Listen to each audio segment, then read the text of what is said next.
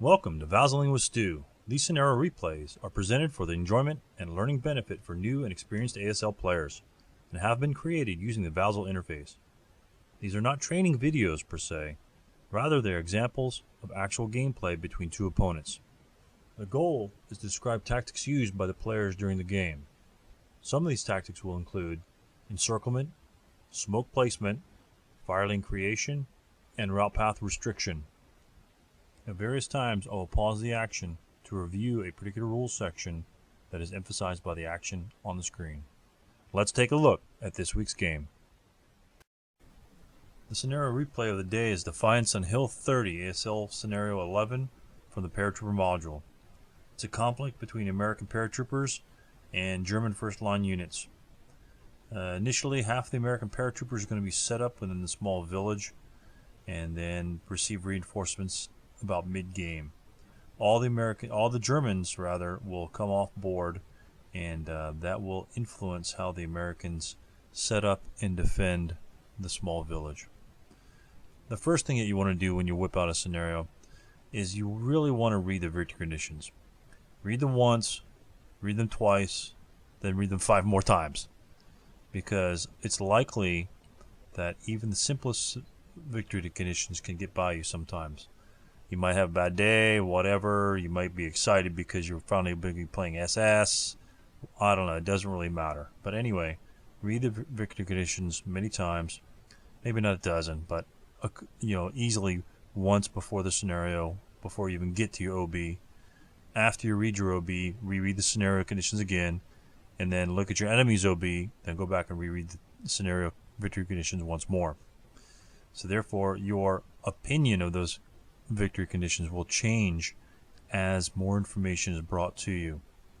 Also, scenario special rules is a very important thing to look at. In this particular scenario, you only have 3 of them. 3 very simple scenario special rules. They are easy to forget, and I will show you exactly how. But just before we get to the VASL scenario, I'm just going to shed some background material on the Defiance on Hill 30 and Lieutenant Colonel Shanley's predicament and the fighting force that he had to go through, the plans he had to make, and hopefully knowing where this scenario was located in France will bring a better appreciation for the battle itself and the scenario and the designers whose creativity brought the scenario to us all. Enjoy. Today's scenario takes us to France on the Cotentin Peninsula. Hill 30 depicted on the map is almost west of Sainte-Mère-Église, and of course the date is surrounding the D-Day landings. Let's zoom into Hill 30 and see the specifics of the particular area. The 508's initial drop zone was just west of Hill 30. That area there were 2 objectives. One was to secure the area and defend the bridges from any counterattacks, because those bridges, which are located Lafayette Bridge and the bridge at Chef du Pont there, will help I think it's the 8th Corps to cut west across the Cotentin Peninsula and essentially isolate Cherbourg from the rest of France. Now, this drop zone here, the problem that occurred was the 508's aircraft underwent lots of moderate AA fire, and so therefore most of the 508s dropped in this particular area up here just north of Sainte-Mère-Église.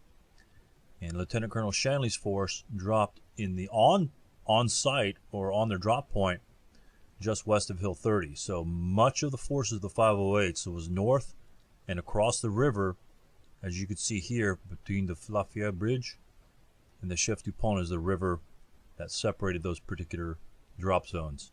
And the river continues on up here. So right from the beginning, right from the get-go, Lieutenant Colonel Shanley was in a predicament where he didn't have as many forces as normal.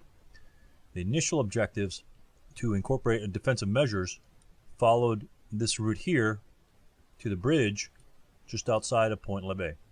That was one of the defensive objectives, to blow that bridge, to cut forces from coming across that river and reinforcing any particular zone. You can see as the river goes the entire way down, there's one bridge down here, but that's was their objective on that particular day. Seeing the 508's objective unobtainable with the number of forces that Lieutenant Shanley had, he had to withdraw to the hill, take whatever forces he could find. So taking his troops, he defends and sets up a defensive perimeter on the hill itself, and then within that day or the next day, he sends units to the village down the road from Hill 30 as sort of a cutoff point between this road between Picoville and the bridge of Chef Dupont, sort of like an outpost. And they were supposed to set up some roadblocks of captured German mines to help defend the particular area. The next couple of days, the Germans, of course, attacked from the north and from the southern portion on various skirmishes. And of course, the skirmish and attack that we're talking about here, a village defense on the bottom.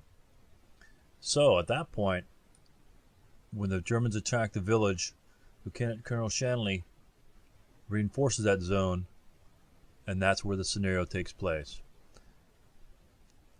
To relieve that force in the next passing days, the 508s fought their way to the Lafayette Bridge and made their way across the bridge to relieve the German attacks upon Shanley and the hill.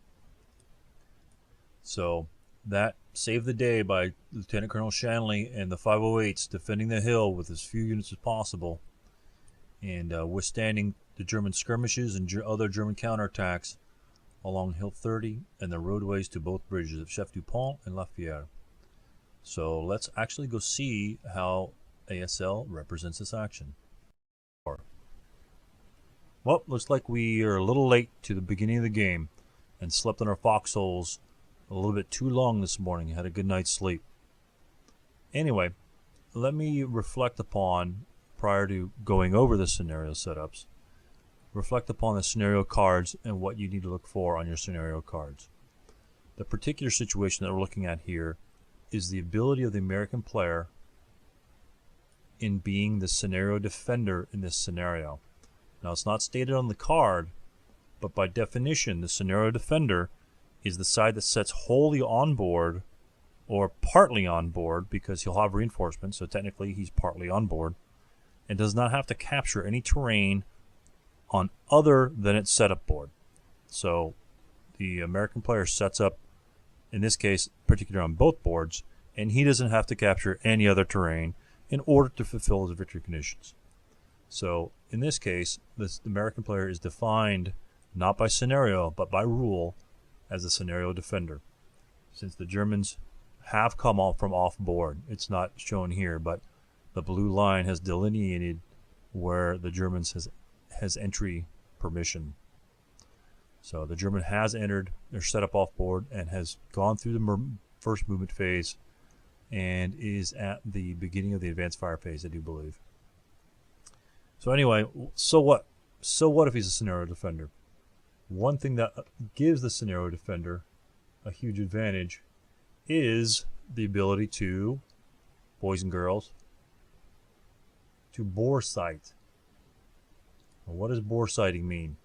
That means if you have any medium or heavy machine gun or gun, ordnance weapon in that particular case, and perhaps I think even vehicles, they may select a singular target hex and bore sight that hex, which makes it much easier for them to do damage. Essentially what they've done is they honed in on a particularly defensive area, crossroads, building, whatever, and they've locked down onto their sights, and it could be very easily swiveled to that position and attack any enemy units that happen to upon that particular terrain. In this case, in this particular scenario, the Americans do have one medium machine gun and one mortar in which to bore sight. Unfortunately for me, I forgot that rule and have not bore sighted any hexes. What that does, of course the bore sight does, is for infantry fire table types like the medium machine gun, the medium may subtract 2 from the infantry fire table on its bore sight hex. So say in this case it bore sighted J6. Let's zoom in here real quick. It bore sighted J6 because it anticipated the Germans coming on the board and running through the wheat field because it's got nice cover terrain, Nice and beautiful time of the year to go through the grain field. You know, nice flowers or what have you.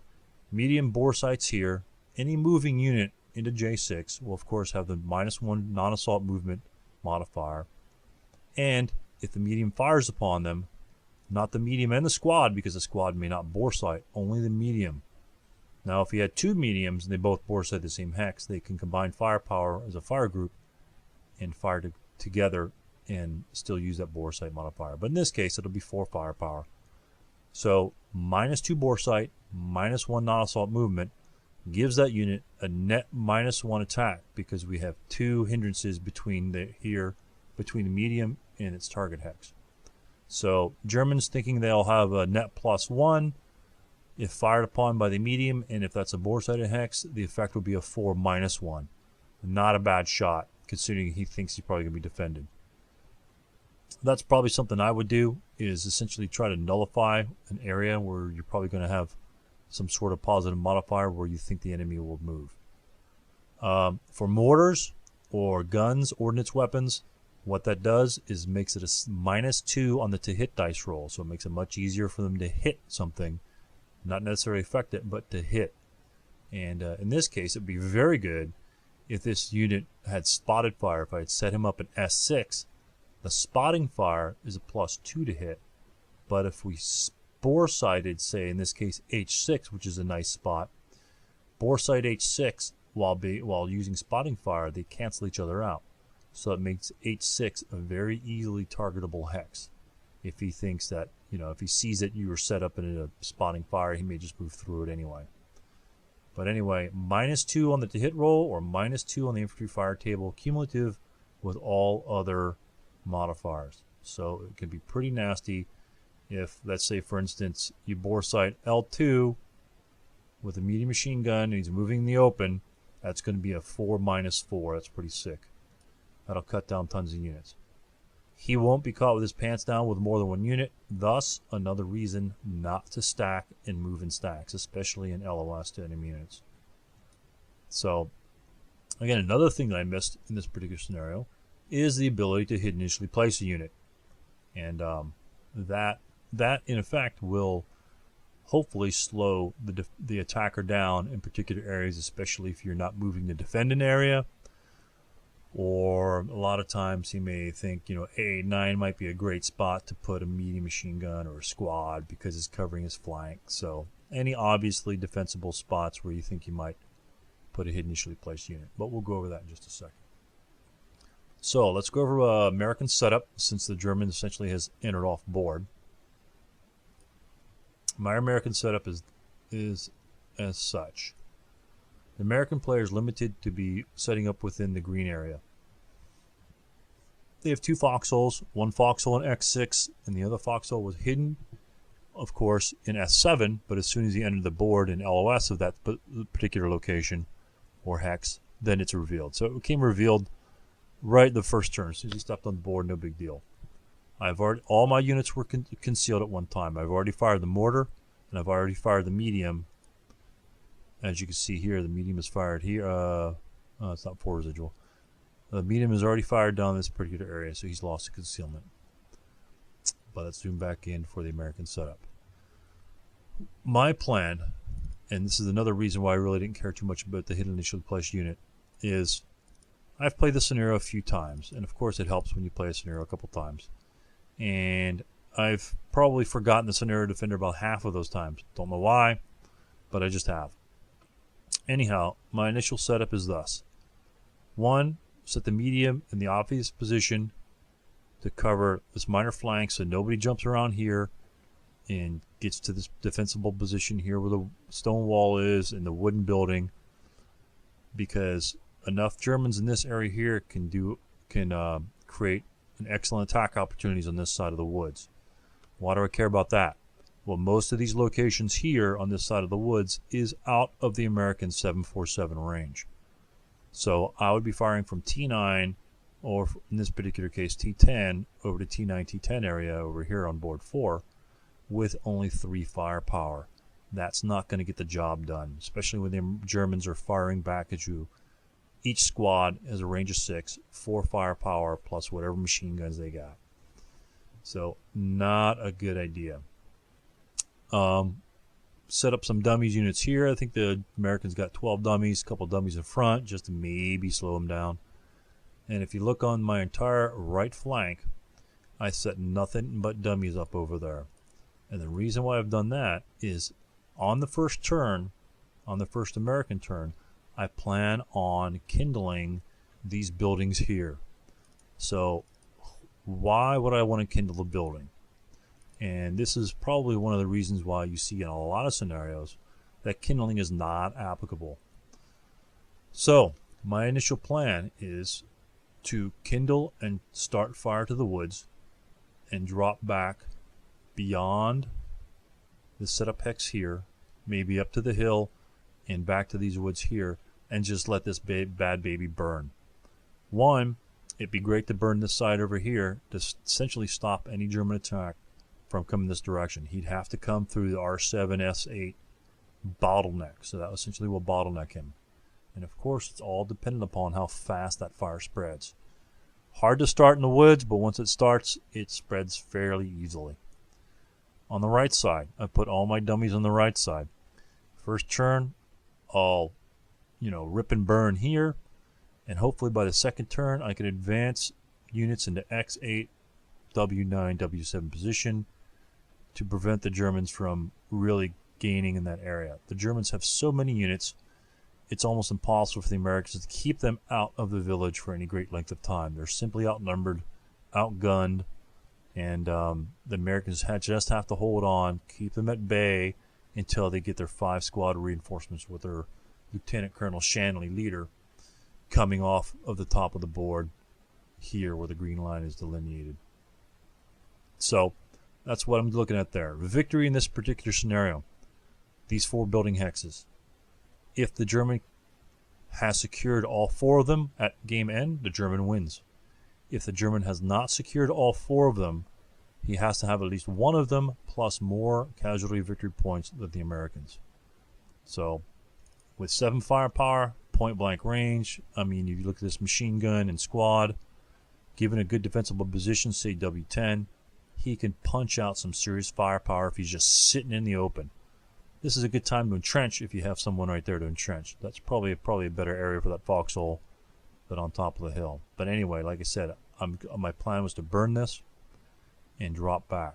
The problem is, when you burn it, when you set a fire in the kindling rules, and the fire spreads to one of the victory control hexes, which are these buildings right next to the woods I'm going to set fire to, you will give up those victory control hexes. So let's say the German just decides, after he sees me torching the woods, he says, the heck with that, I'm just going to flank here and flank on this side, because he knows that if these buildings get torched, they become his control automatically. And therefore, the American player will give up control, essentially leaving only W7 to be the one hex to be fought over. Now I'm kind of throwing all my eggs in one basket and hoping that really doesn't happen. Maybe 1 or 2, but that's what I'm planning for this scenario. I'm playing a little differently. Torch, run back, and defend this area here, because most of these hexes can blast W7. And lots of good cover in here. The shell holes are +1. Really good cover. These will not catch on fire. So I'm good in blasting W7 and being real close in fighting, which is going to maximize my firepower, especially if my reinforcements come on soon. Anyway, limited setup area makes it real easy setup for the Americans. My plan for the mortar here: blast them a couple times from the ridge. But unfortunately, what we've done in this scenario, as we did in the fighting withdrawal scenario, is I've given my opponent the balance feature, which is exchanging one of his LMGs with an HMG. Now, how does that change things up? Well, it changes things up a lot in this scenario, because the mortar can sit up here and pound things as they come across here.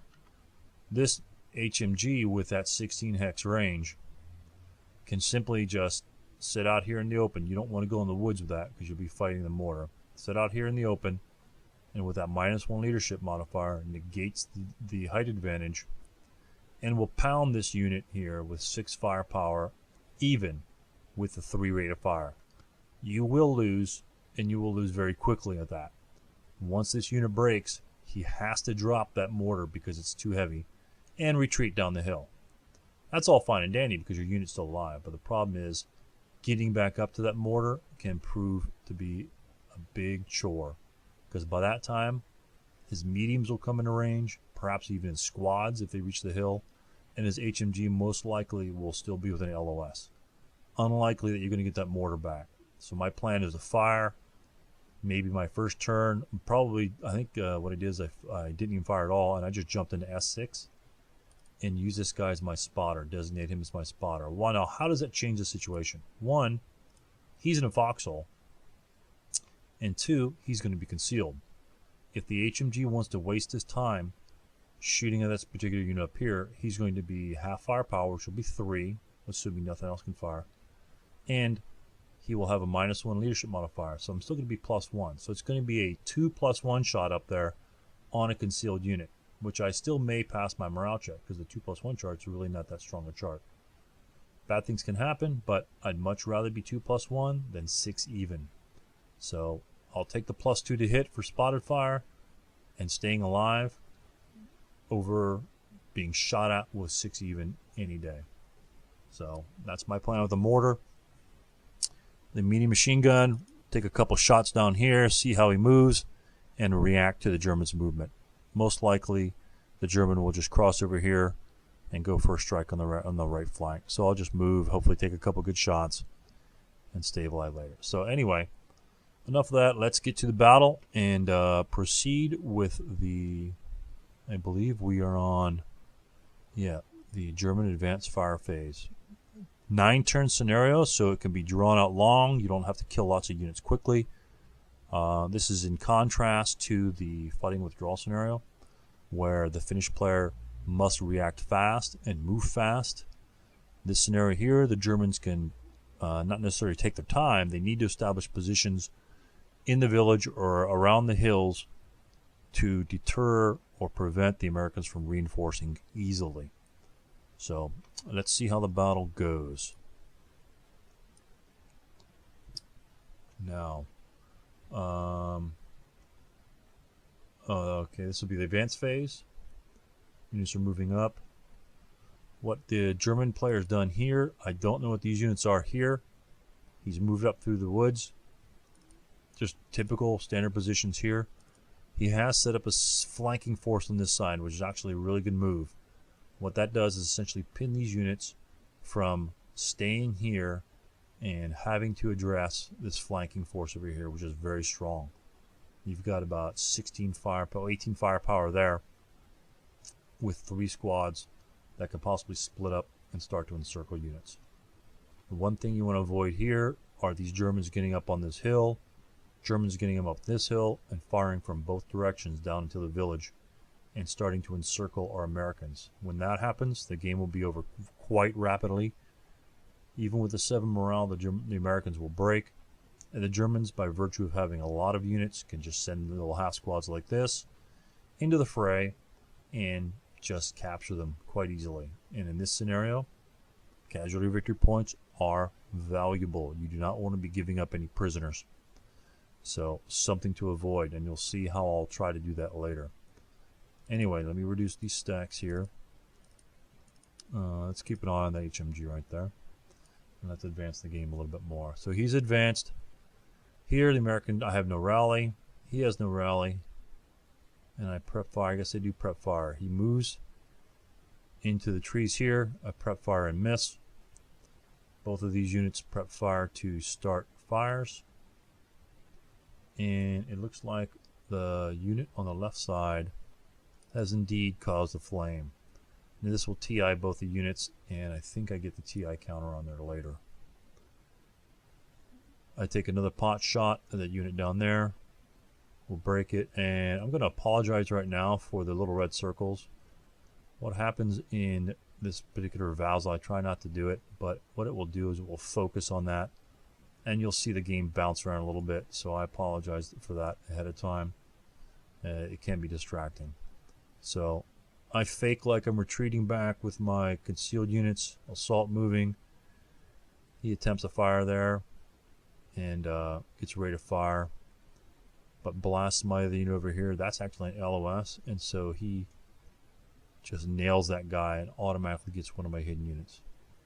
Advanced fire phase. I can just move my guy around. Advanced phase right here. Move my guys back. You'll see my mortar unit become CX at the top. Why does he become CX? A, he's toting around that 5 portage point lodestone and into a 2 movement factor hex. So he uses all of his non-double time movement in there, becomes CX in the process. What does that do for me?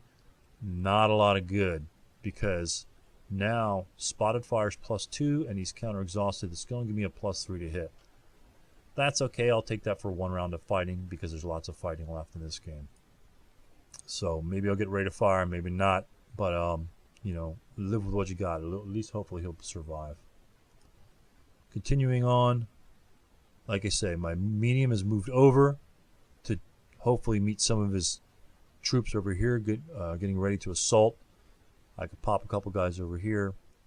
8-0, since he failed the flame, I'm not going to waste another turn and be completely out of position.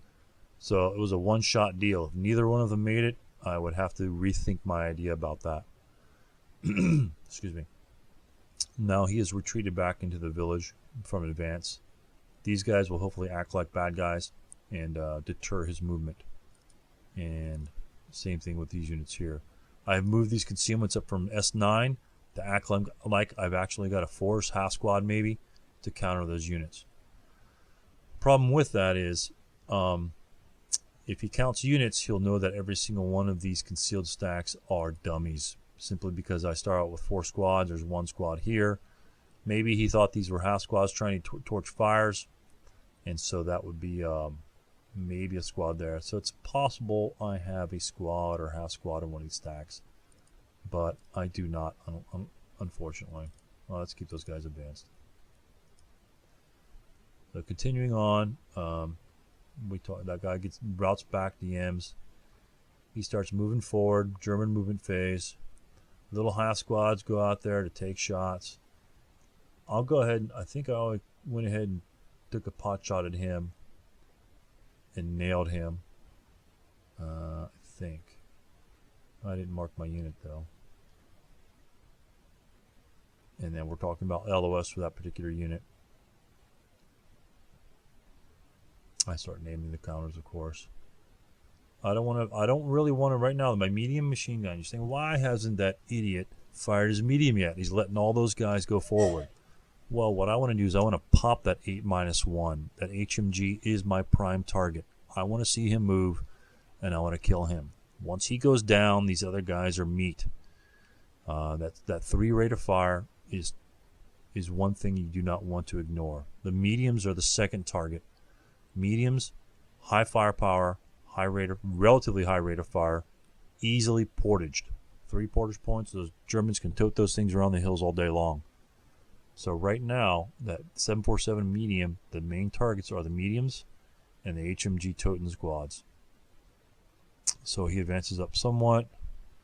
Again, no bore sight. Look at J6. That would have been a sweet shot for a bore sight. That'd be a 4-1.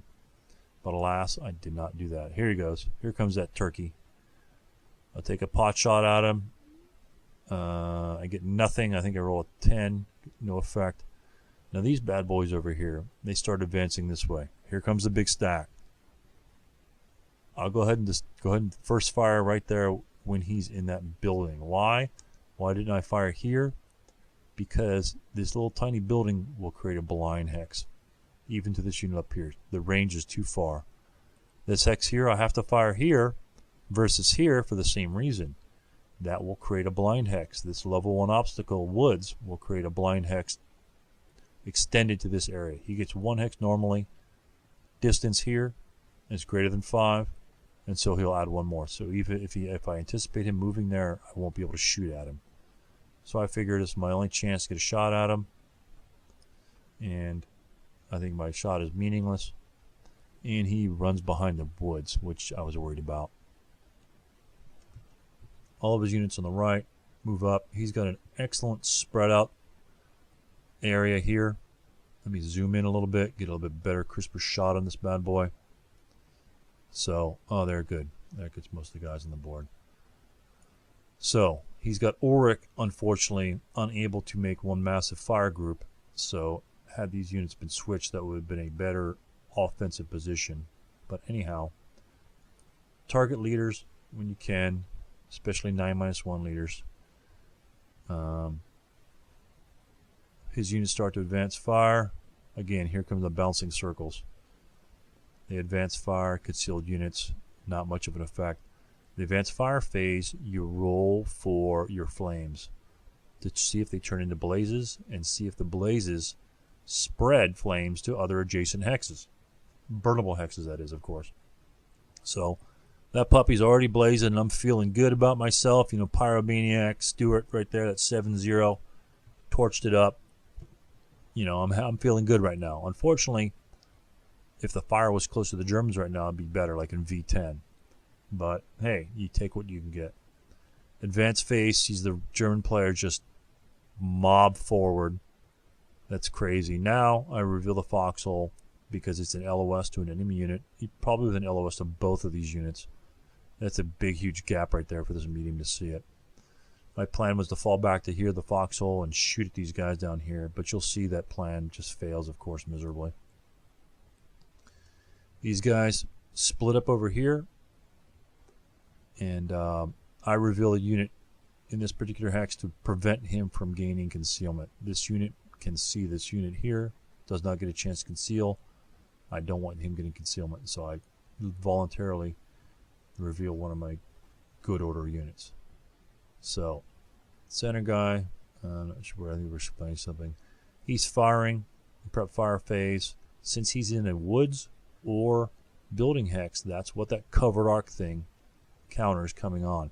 He can only fire during that phase within the covered arc, just in case I happen to get rate of fire or something like that. I don't think I got any results. I actually got a pin, point blank fire pinned on him. Mortar shot. Fires at this pretty unit right here, ready to be air bursted. And I do get lucky, and I just put it right next to him and blast that unit. He is DM'd. That's a good shot. I got lucky on that one. Of course, there we go. His first firing units. Germans are masters of, unit destruction.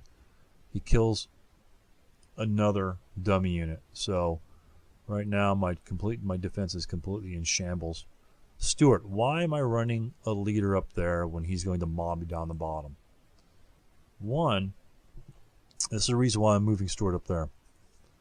Typically, you think, okay, leave the other leader down here so when these guys break, they rally to him. One, Santos is going to come back, and he's going to be my rally center. With my firepower so high at 7, if I fire point blank, that's going to leave 6 residual firepower in whatever hexes I have. If I spray fire, it will leave at least 2, so that's still decent firepower in there. Stewart, going up here, essentially is going to be used to be able to move this particular mortar. Help that unit move the mortar. Should I have set him up there initially? No. Why? Because I wanted to blaze these hexes down here. Otherwise, I probably would have sent him up there. So he's going up there to help rally these units because they will break. And I just want to set them up there early so I'm ready for those breaks to occur. And they will occur soon. Let me zero in. Now I've got every unit except for the broken unit on the bottom on the map screen so we can have a better view. So the squad fires. Oh, actually he fires back at me.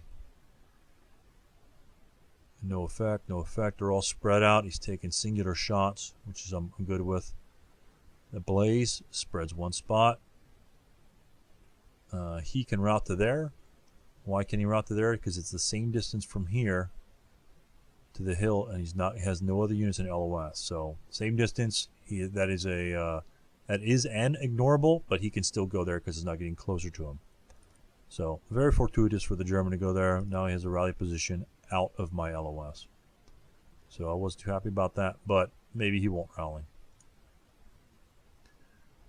My 7-0 gets on top of that guy. CX will be gone at the end of the turn. Santos, look what I do with Santos. I jump under. He was concealed, and so I jump under. I think he jumped under concealment. So maybe do the old shell game with concealment, so he doesn't know where my real units are. So move the 747s up. Again, here I've moved my units over to that defensible wall like I planned on doing, because I knew it would take him at least 2 turns to get over here. This isn't the best position because there's lots of good firepower through here. He could be shot, killed quite easily. Move the dummy unit up here. If he decides any of these units, especially this guy, fires on him, then he'll stop and he will not be able to move, just like we have in the fighting withdrawal particular scenario. If he fires, he may not move. So keep him off the hill as long as possible. So wins, no wins, advanced fire phase. The flame spreads 1 more hex. He self-rallies. That unit rallies, so it's looking good for the Germans. German units go ahead and went straight to movement phase. Jumping guys forward. Take a pot shot. I think I get a casualty reduction. That's what that is victory point total right there. So like I said, there's a little red thing popping around. And look at there we go. 6 residual. That's what I want to see. Not necessarily the effect of 1 attack, but if he moves anybody else in there, he's going to pay for it. I get a free 6 firepower shot. That medium's getting a little too close. Since he's got other units over there, I don't figure my medium will be able to effective. Mortar takes a couple shots over there. My mortar is extremely ineffective on those guys. I put it down to a 1/2 inch just because I don't need the big one, because there are no other guns, and so it's just easier. That's less obnoxious. Alright, let's reduce some of these guys. Bazooka. The beautiful thing about bazookas. 1. Destruction is high at 11. 2. It has a range of 4 hexes. In this particular case, you can only fire bazookas in this game, buildings and units that are claiming a wall advantage. This medium machine gunner has now moved into the I-10 building, and I could blow that sucker up as often as I can, as often as I have that bazooka running, not rolling an 11, and that'll be an 8 firepower chart. This is pretty much my strongest weapon, to be honest with you. It seems kind of odd, but that's my strongest singular weapon on the map, other than the mortar blasting guys in woods. But as you can tell, none of them are in the woods. So bazookas, you will see the impact of bazookas. That's one of them. Boom, 8 firepower. I think I rolled a critical hit on him and just blasted him, but unfortunately I didn't kill him. Units are just advancing like crazy. Yep, I did crit. 8 firepower residual. That's beautiful. So units moving up and around. I don't like that. I especially don't like Dern going up on that hill. Mortar moving up there too. I don't like it at all, considering all my guys are in the woods. So final protective. I think just final fire. DM those guys. I try to kill him. I don't think I get a kill on that one. So here we go with the balancing circles. These guys are sprinting up the hill. They advance fire over here, and one guy's blocked, but the other 2 guys roll well enough to eliminate yet another dummy stack, which puts those units on the top of the hill in a predicament, because now those units are not slowed by any means. I was hoping to delay them at least 1 more turn. Okay, route and advance. All these units route forward. Look how close those guys over here. This is just too close for comfort. Now we've got firepower coming from both these sides on my mortar directly. And that's another reason why I put that leader there, so we can get the heck out of dodge. This unit up here should be okay. He's been spotting, concealed. He's going to take some -2 shots if given the opportunity. Blaze isn't spreading very fast. See, I wanted that Blaze to spread here before he gets there. Not happening. Plans are not happening occasionally. Entire German front just destroying that side over there. I believe his attempt is to move the HMG. He doesn't need to engage units in the front. He needs to get the HMG into a great position to fire either A, down upon the village, which it doesn't need initially, or obtain a position over here. As you see, it's ally turn 3. Possible reinforcements come on turn 4 through 6. Okay, and that's based upon a die roll. If he can cover most of this edge with that HMG, that is one huge deterrent on deciding where my units get. If he doesn't get up on that hill, I could bring them on straight, take the hill, and I'll rain firepower down upon the Germans, and that will be game over. But if he gets up there with HMG, I think he's going to AA4. He's going to be able to at least cover half that hill, which may force me to take some chances or force me to come on this part of the board. Of course, depending on what turn it is, if I get reinforcements early, I have time to move on this hill and down into the village. If I get them late, not enough time. I have 1, 2, 3, 4 turns to get them up the hill and down into the village. So you're looking at 2 turns of movement just to get over this location, and then only 2 turns of firing. That's not going to get the job done. So Dern is a huge problem right now on my side, and I can't do anything about it. So what do? Prep firing. You say, why are you prep firing? You're in open ground. If you get nothing on them, you're going to be toast. You are correct. I need this medium machine gun out of my hair and out of my face, because if Ulrich rallies his units, which they will, both mediums in this position here is going to give the Germans a lot of firepower in short order. My primary concern now is taking those mediums out, because essentially they're double squads, and even more than that because of the rate of fire. And it's going to be very close in fighting.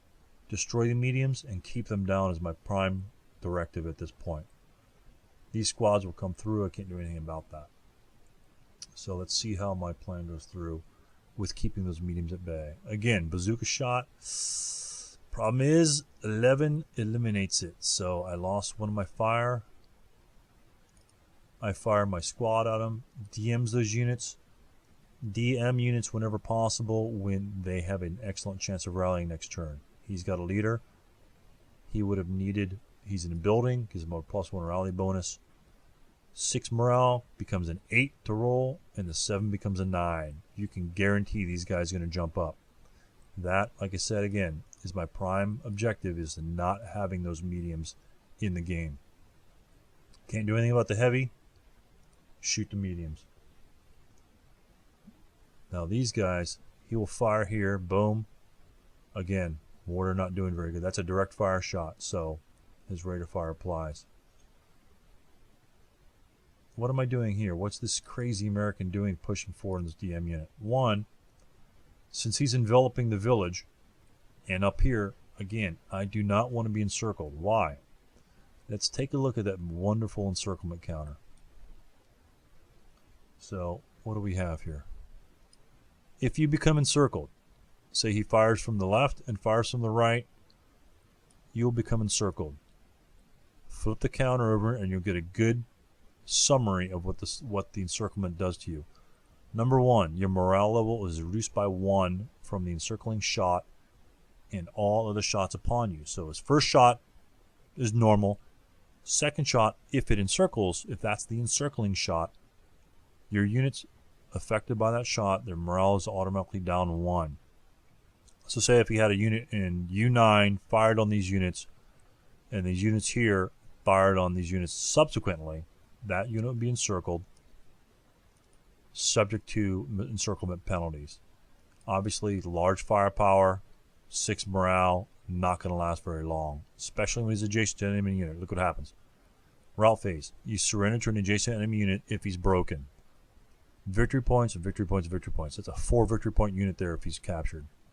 Another bad thing about encirclement, especially if you're defending. If this unit's defending and he's encircled, any fire out of the encirclement hex is a, well, encirclement location in this case, is a +1 fire. So, not good, especially if you're defending and wanting to stop people. +1 to fire, and in case of that bazooka, +1 to hit. Not looking good. Another thing, the first hex moved into from an encircled location is double the cost. Anywhere this unit wants to move will be 4. So he'll be able to blast him and 4 opportunities simply because he's expended 4 movement factors. I'm obviously not going to move in the open ground, hopefully, but that will give him 2 shots. So movement costs will double with the first location he moves into. Not a good thing to have. That's if you can encircle people, you will make your job one heck of a lot easier. So let's go ahead, and that's essentially a little summary of encirclement. Wonderful counter. You're surrounded, bad things happen, and it's kind of got a summary of how you encircle units. Either any 2 shots that are separated by 3 hexi or 3 vertices, or any multiple shots which essentially, kind of surround the unit. Come in this direction, that direction, and that direction.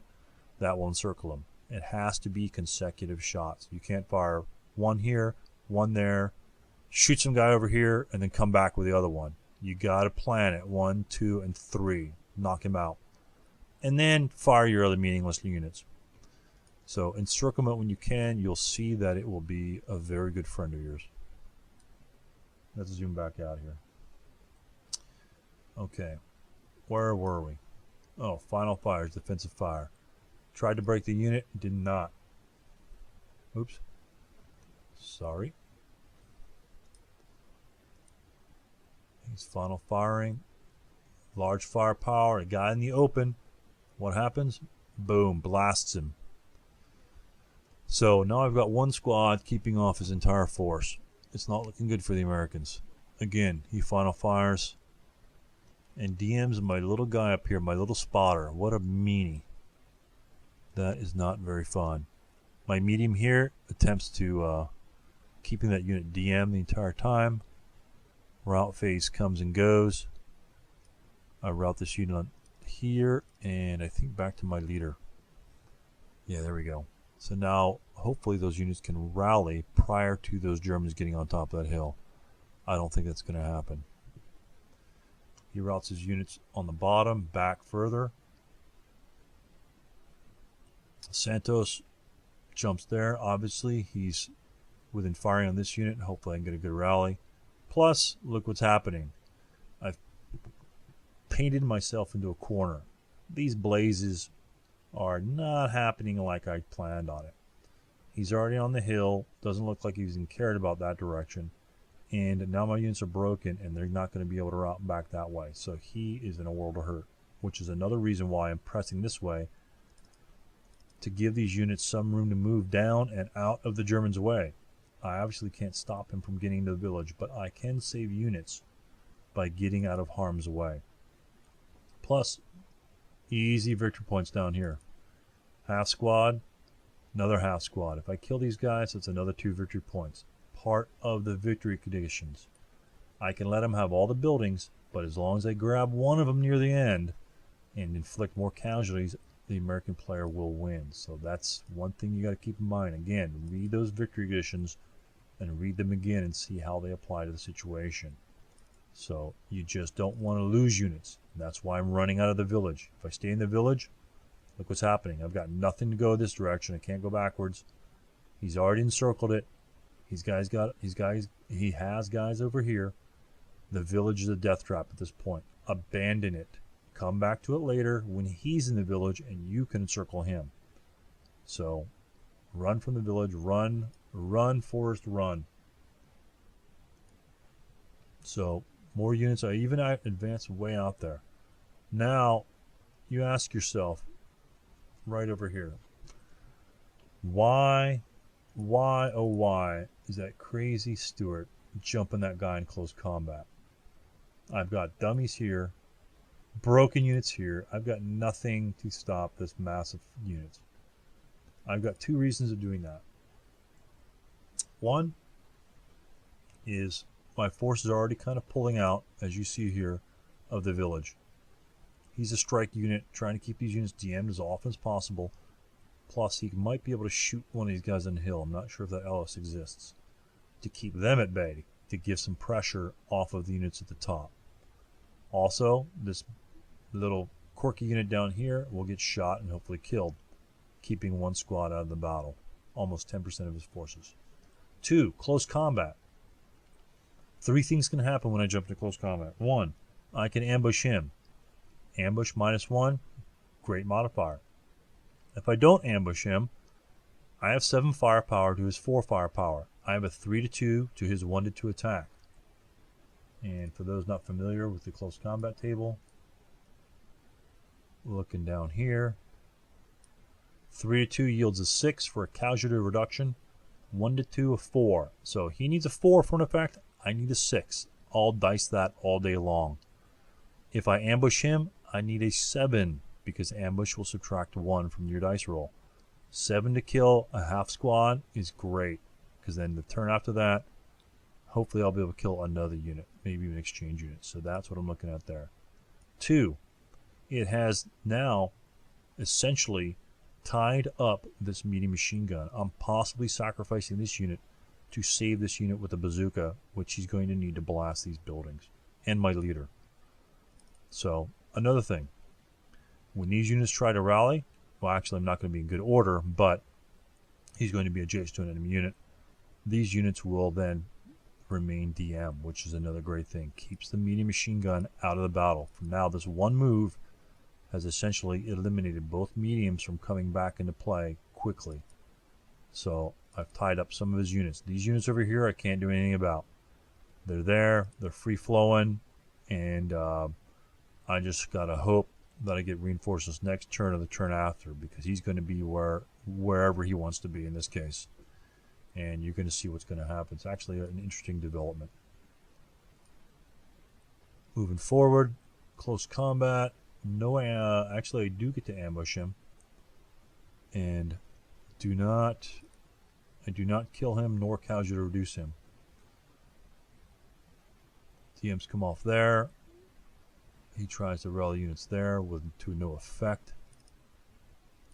Actually, he rolled a 12 and casualty reduces him. Gives me a free victory point right there. Look at that. So, units continue. Access to movement phase. He moves over. I take a pot shot at him with my medium. Roll snakes. And get that easy kill. The problem with that, I was actually kind of perturbed that I rolled snakes. Yes, it's great to get the kill, but the problem is it final fires my squad, which I wanted to fire upon his other broken unit and DM him again. So by virtue of killing this unit, I simply want to break him. I could not DM this unit here. So that's not a good thing. I may end up, actually I did rally this unit here. I may end up having to fire him long range with no effect, no chance of damaging him, but I may DM him with that unit. So the final fire, like I say, even the snake eyes came along. You always want to see snake eyes, but in this case, it came to bite me in the butt.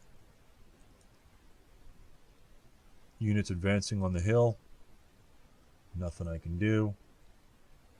First fire, thing, bounces off of him. Final fire, pins him. That's the half squad himself. Didn't bother firing the mortar because I knew he'd be within my range. Mortar, minimum range 3, 1, 2, 3. I only get one shot, and this way with the half squad firepower, I'll take a 1, 2, -2, and then a 1, -2 here. Much better than just getting one shot and doing nothing with it. So that's what my reasoning was behind that. Actually pinned him, which is good. So now he's going to stay alive for probably another turn or so. Germans blitz into the village. Reduce those units here so we see what the heck's going on. Half squads. Now at this point I start removing all that rigmarole in the village because he's going to start taking control of everything. Yeah, German sniper. I actually deleted him. Dern moves up on the hill. Mortar follows him. So, and yes, I do take that long shot from L10 here to DM him. Got to keep this front open down here. If these units break and these units come available, I can't route in that direction. Again, keeping your route options open. Is this a huge opponent that will kill anything? No. But if he's alive, and he's there, and I can't route that direction, these units are gone. Both of them. Both of these squads' lives, and perhaps even this squad's life, depend on this unit being gone.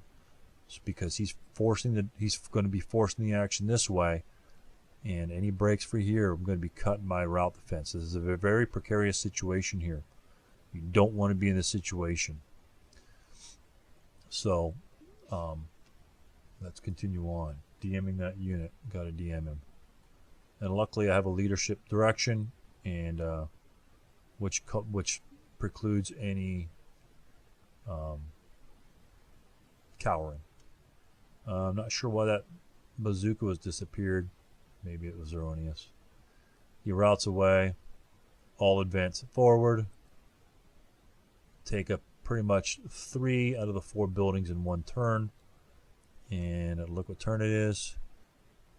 Turn 4 axis. Pretty simple. He's gotten to where he wants to be. And has pretty much all of his objectives, but he hasn't killed one single unit of mine yet. Stay alive until your reinforcements get here. If the Americans get wiped out prior to the reinforcements, you can hang it up. Hang it up. You're not going to win. Well, it's unlikely you're going to win. Now, fortunately for me, in this case, I do get my reinforcements on the first turn. 7 squads. This is 9-1 medium, and look at all those beautiful bazookas. You'll see how they come up. I agonize over where to put these units and where to set them up, because he is in that defensible position right where I didn't want him to be. The only saving grace is this hex right here, X3. This unit here, that's going to be a tight LOS. Eyeballing this LOS. Just say, rattle on that straight line. It's going to be a tight LOS to these particular hexes. Might be blocked. This is probably clear. And my objective is to get through here and to get to these woods in one turn. This unit being here is going to make that a very difficult situation. So I'm debating. Pretty much I don't bother to conceal them because he knows what's coming on. We talk about T1 as possibly blocking hexes. These guys start rallying because I have to set up off board in the rally phase, of course. No rally for these units. Again, medium machine gun out of the battle. I don't think he's fired a shot on me. A melee here with a 4.67. Let's see what happens with that.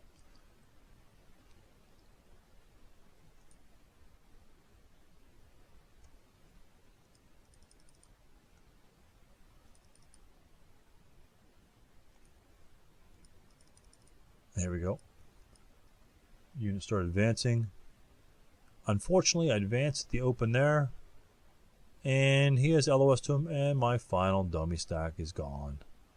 So again, like I said before, use of my dummy stacks is not. I am not the most optimal player in using the dummy stacks, but you know, you deal with what you been given, and dummy stack usage is not my forte. Again, moving these units on board. I moved these units. He came CXing individual down the road, hopefully making this guy take a pot shot. I didn't break them up into half squads because they need their full firepower capabilities. CXing 1, 2, 3, 4, 5, 6. Now my leader, I think he's stacked right there. Now we're talking about whether or not he might have an LOS there. I decide to go ahead and move directly into this hex. And why, do you ask? Does that make a difference? If I were to bypass this hex, I can go 1, 2, 3, 4, 5, 6, and advance here in one turn. All these hexes here I know are out of LOS simply because of the X3 woods. But I wanted to bypass this to get to that location.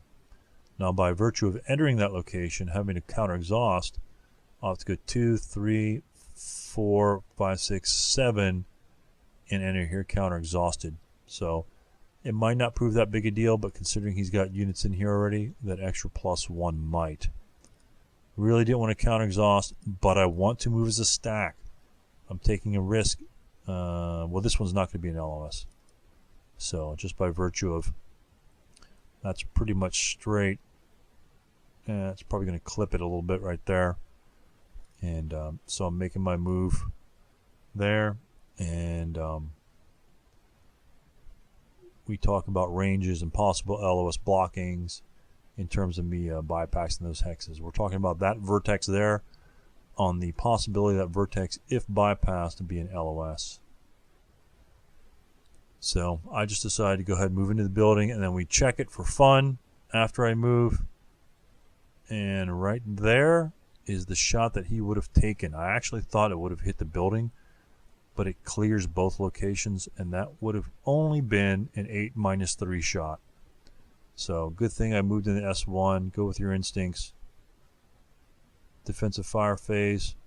A couple pot shots here and there.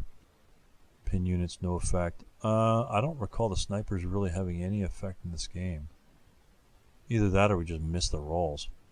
Again, firing at these units here from my medium. Rally unit here, move my 747 and my medium over here to kind of do a semi-counterattack.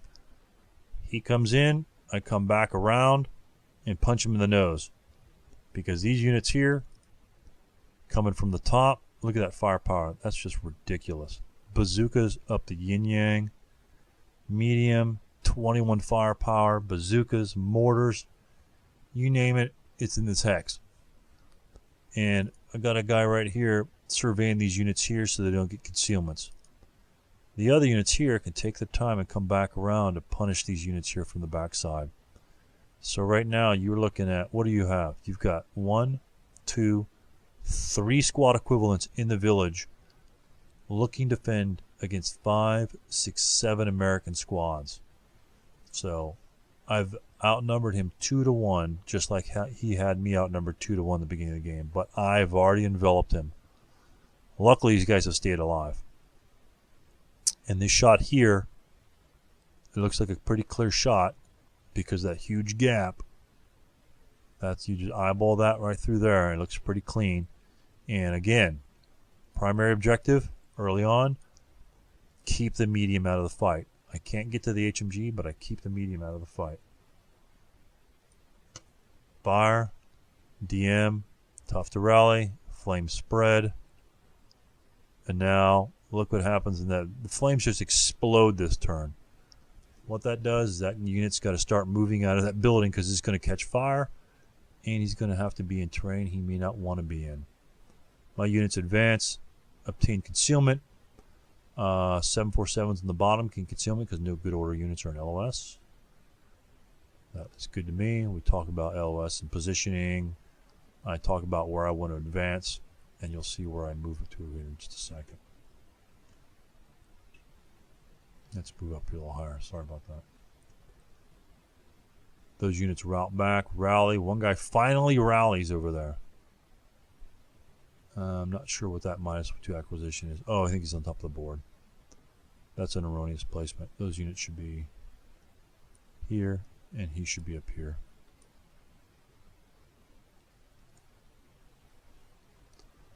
Prep firing into the town. Oh, actually this unit, I'm not sure what happened to the log file, but he did move forward. Bazooka. That's a bazooka shot that broke that guy. Not the 747s, but the bazooka shot. 8 firepower even after they hit, especially with a -1 leader directing the fire, makes it easier to hit. Another bazooka shot blows that guy up to bits. I try to smoke here to give him the illusion that I'm going to be coming up the hill, maybe making him nervous. Oh yeah, my bad. This unit moved here. Sorry about that. Like I said, for some reason, the log file didn't pick him up. Unfortunately, this is a bad mistake of mine. Squad moves here. 2 firepower. This is where your house squads come effect. 2 firepower -2. What happens? Kaboom. Gone. 747 just disintegrates. KIA. Good 2 victory points right there. My 337 assault moves up. Takes advantage. He must have a unit over here that should be there. There's probably another house squad over there. Anyway, the log file kind of messed up a little bit. More units move. The mortar. Yep, it didn't catch it. The mortar is over here as well. There we go. Attempts to fire down there. I'm not really worried about the mortar. It's only 2 firepower. He does happen to pin him. Mortar, subsequent for, not in the subsequent first fire. Fires rate of fire down there. No effect. Not in LOS. My units advance close to the melee. Fires on there. Sniper actually comes to the melee and pins my 747, which gives me a much lower chance of destroying that unit in close combat. So that's going to make me think about what I'm going to be doing in the future. That unit, I think, rolls a 12. German defensive fires on him, eliminates the broken unit. I think he broke him.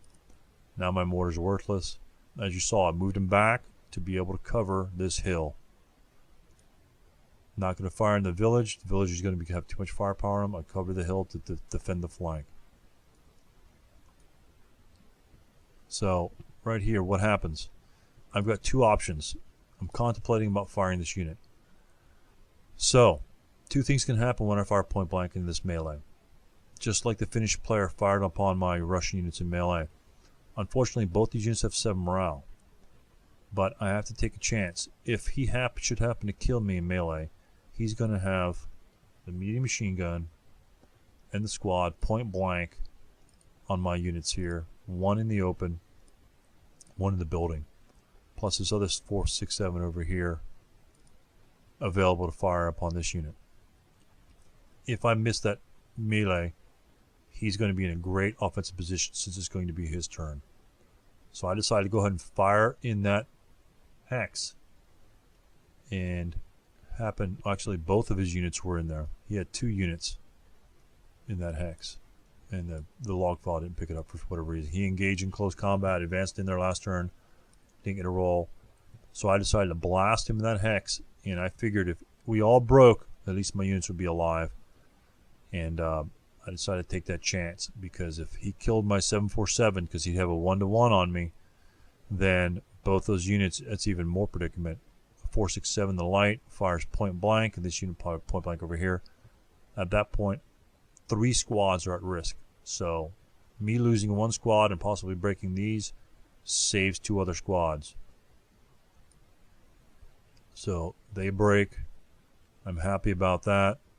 More close combat. Flames start spreading like crazy. Blazes.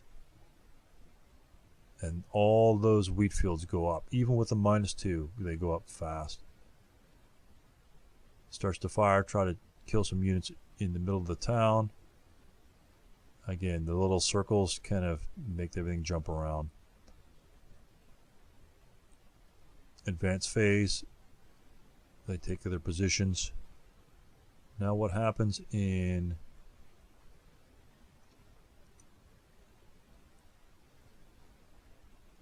close combat here? I'm pinned, he has 2 broken units, and I jump 1 of my units into close combat. That is going to be a massacre, simply because he has to withdraw.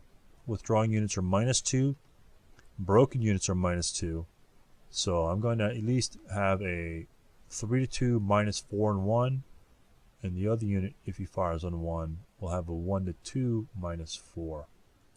So those are great odds. And as you see, they get annihilated by those 747s. The second result from that is I get to obtain his medium machine gun and use it against him. Medium's out of the fight, I get to use it. He starts shooting pot shot and a couple guys here. Now look what's happened here. He's advanced into the village. My flames are coming behind him and going to burn his route path. The only place he can go now is directly this way into my units. So that blaze actually did help me at this particular moment. TM units over here. Try to rally. He finally rallies those units over there. It is turn 6, and he's finally got this medium up and going. By me shooting at him, breaking him, and continually shooting at that medium machine gun, it has kept that medium out of the battle for 6 turns. Not bad. Other units, of course, have gotten their victory control hexes, but with those broken units in a half squad, they're not going to fend off King and his killer stack. He does get his mortar shot on him with a good clear LOS. He prep fires, no effect. His heavy machine gun comes into range. A couple of units coming in. Again, that's a good shot here with his mortar. I fire back at him. Blast that unit with defensive fire from this unit here. DMs him. Units in the village are now in a world of hurt. All of them are broken. All of them are surrounded by American units. And I think I get... Yeah.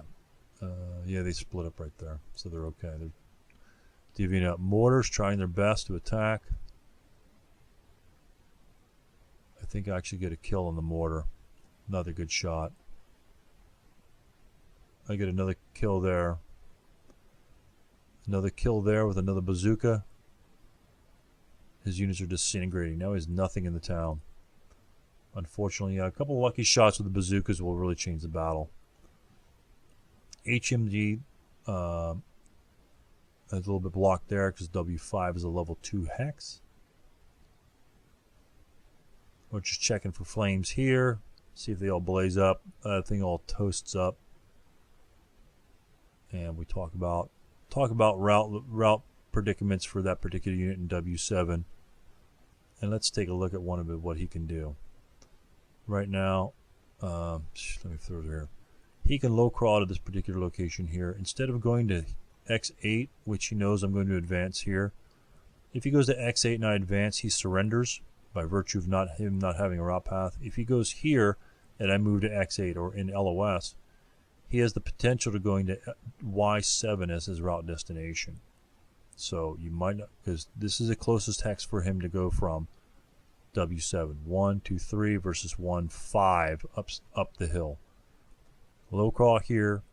Do not enter X8 because he can't come this way towards my units as he knows. So next turn he's hopefully going up here to hopefully salvage this unit.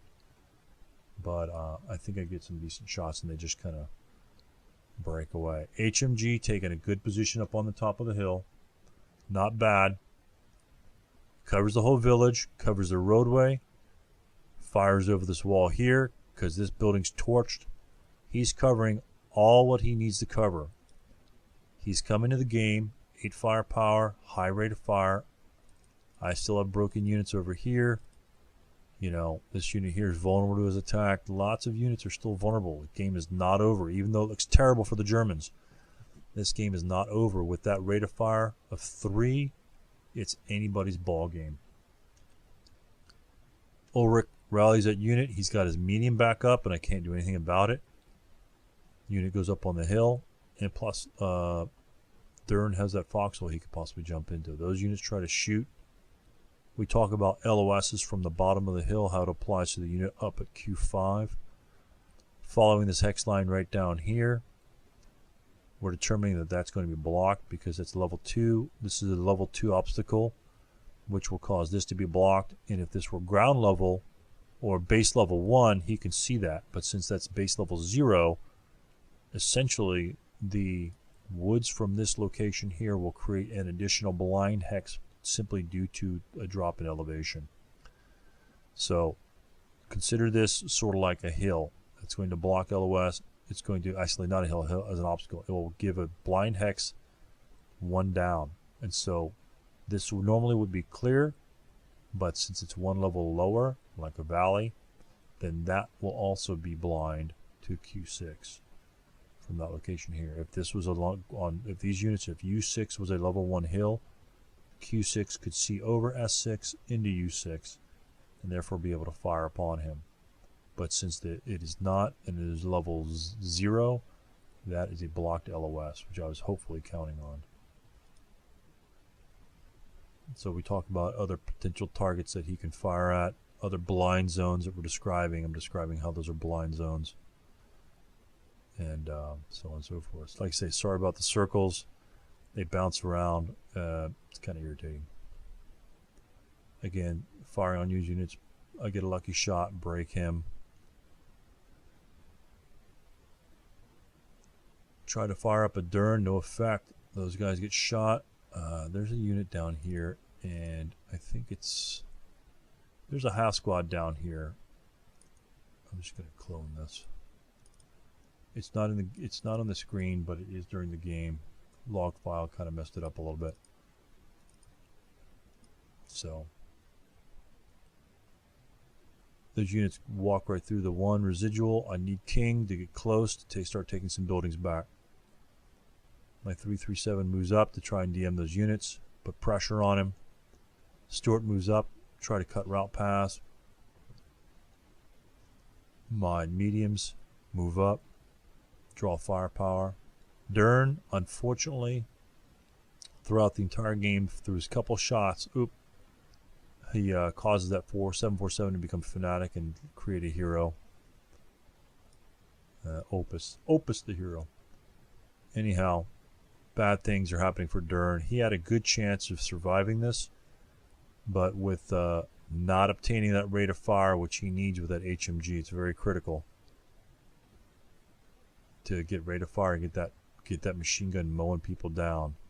And here we go, just blazes, flame to blaze, and that thing's just going everywhere. So we talk about foxhole route locations, route possibilities for the unit in Y7. Him going around that hill, because I don't think he's got anybody in LOS other than the unit in Y9. We're just moving him so we can see where he's going. That's all. So Germans are routing, and I think these units routed. These units aren't there. I believe they're over here.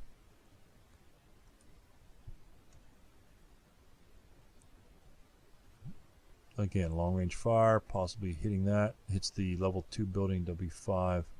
Not level 2 building. Actually, I think he misses it. It's a clear shot, so he DMs my unit there, which is a good idea. My units just start advancing slowly into the hill. Self-rally and rally attempts, no effect.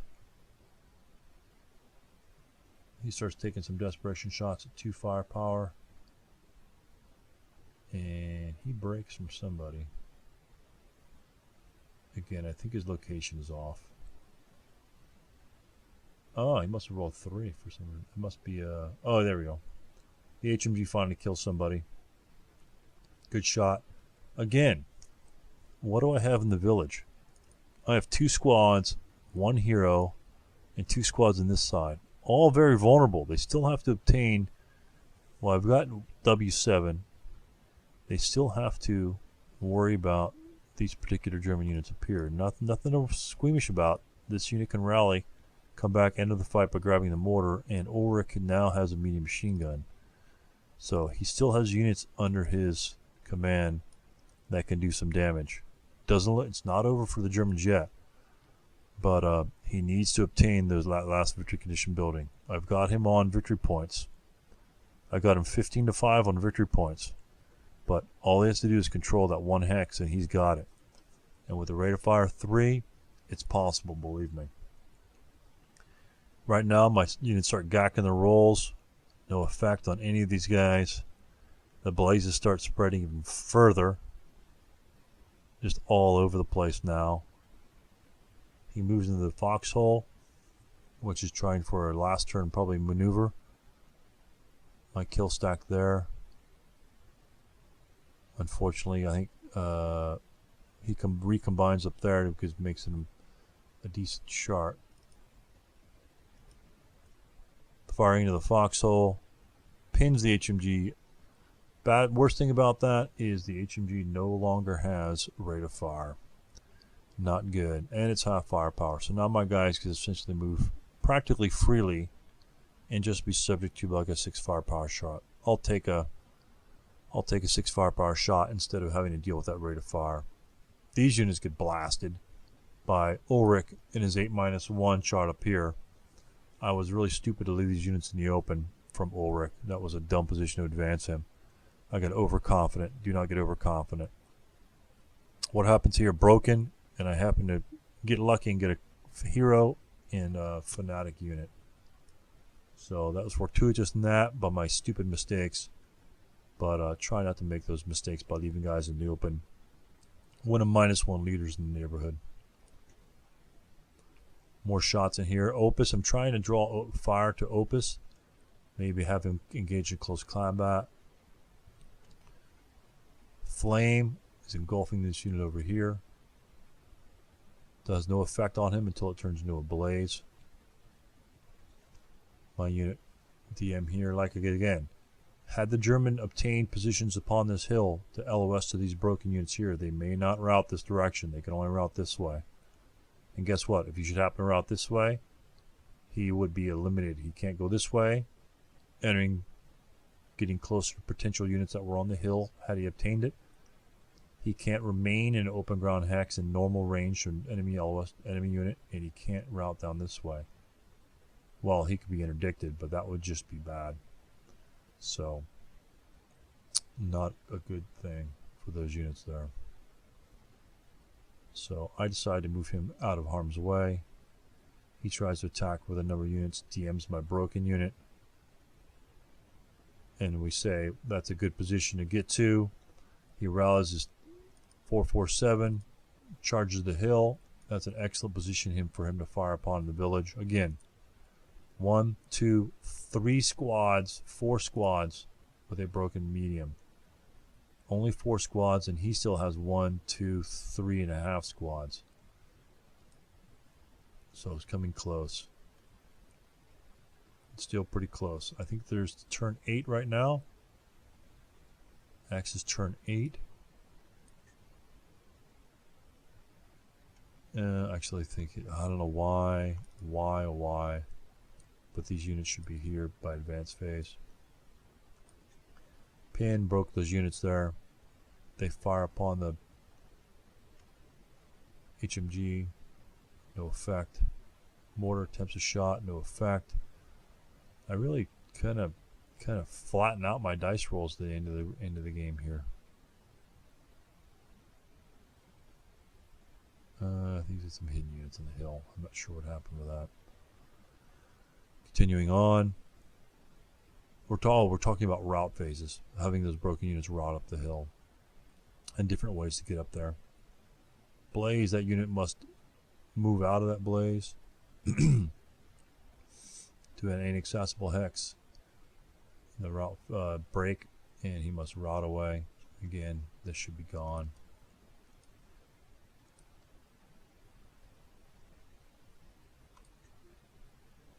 Blazes, flame the blaze. Those things are just going up like crazy. Look how fast that flame is spread. It's just gotten ridiculous. Okay, he's got in position my units in the village. He's in World of Hurt. Now this unit here is susceptible to fire from units on the hill. He's obtained that position probably 1 turn too late, but still good offensive position. Firing down on my units, keeping them DM as I DM'd his units. Doing exactly the same thing what I did. I've essentially got 3 squads against his big squads right there. So he has still lots of firepower. I prep fire everything I've got, try and break as many units as possible, even keeping those units out in the open. One mistake I make is not moving Linus. I advanced Linus with this unit here. Not necessary. Hero can move here and still give his -1 modifier. Putting him with that unit in the open leaves them both vulnerable at the same time. Split the leader, split the hero. He can always make a fire group with another unit and lend his -1 hero dice roll modifier to any attacks. That's a mistake I made. It didn't prove to be disastrous, but minimizing your mistakes will make the game much more easier for you and not put yourself in a bad position. Luckily, like I said, he didn't obtain rate of fire with medium heavy machine gun much at all. I don't think he did. He got more than 1 shot in the last 3 turns, which is disastrous. Disastrous for the German. Flames are spreading. Those units DM. I advance up, capture some of those buildings, advance other units there. The German has 1 turn. Oh, this is the last turn. And his only chance is to deploy and hopefully get some of those buildings and then prep fire and break as many units as possible. And unfortunately, that did not happen. He broke 0 units because he didn't, of course, get ready to fire again. And my Americans hung on, maintained possession of at least one of the victory conditions, and only had him 11-point victory win. Again, any captured American squad would be 4 points to that. So if he had 2 squads that he captured, you're looking at a 13 to 16 margin with only 2 squads. And then a couple dumb errors by moving guys in the open. A couple of these other units might have been killed near the end of the turn. And victory point wise, it could be a much closer game had I not run out of his total overrun of the village. Blazes, you can see what happens when you start a fire early and you have enough time for that thing to spread. No wind happened the entire game, and it enveloped everything around there. Another 2 turns and the entire village would have been up, leaving only this hex. Probably the only victory hex that was available.